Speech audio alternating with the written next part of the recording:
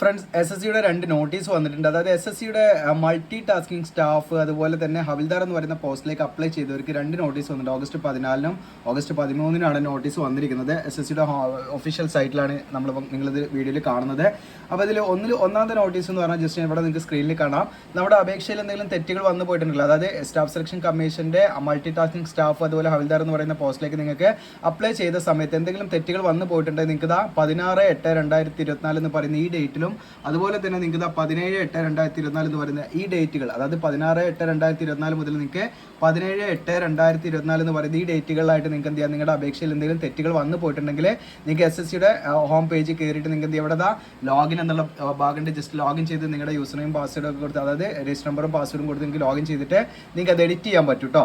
Okay, അപ്പോൾ എന്തെങ്കിലും doubt കാര്യങ്ങൾ തീർച്ചയായിട്ടും നിങ്ങൾ ഇൻസ്റ്റയിൽ കോൺടാക്ട് ചെയ്യുക. പിന്നെ നമ്മുടെ ചാനലിൻ്റെ ഹോം പേജിൽ കയറിയിട്ട് നിങ്ങൾക്ക് ലേറ്റസ്റ്റ് ആയിട്ട് നമ്മൾ ചെയ്ത വീഡിയോസ് ഒക്കെ നിങ്ങൾക്ക് കാണാവുന്നതാണ്. രണ്ടാമത്തെ നോട്ടീസ് വന്നിരിക്കുന്നത് നിങ്ങൾക്ക് ഇവിടെ കാണാം. രണ്ടാമത്തെ നോട്ടീസ് ഇതാ നിങ്ങൾക്ക് ഇവിടെ കാണാം. ഇതിൻ്റെ ടെസ്റ്റ്, അതായത് ഓൺലൈൻ എക്സാമിനേഷൻ്റെ ഡേറ്റ് ഇവിടെ കൊടുത്തിട്ടുണ്ട്, നിങ്ങൾക്ക് ഇവിടെ കാണാം. 30 സെപ്റ്റംബർ മുതൽ നമുക്ക് നവംബർ 14 വരെയാണ് ഏകദേശം പറയുന്നത് കേട്ടോ. അപ്പോൾ സെപ്റ്റംബർ 30 മുതൽ നമുക്ക് എന്താണ് നവംബർ 14 എന്ന് പറയുന്ന ഈ ഡേറ്റുകളുടെ ഉള്ളിലായിട്ടായിരിക്കും എക്സാം നടക്കുക.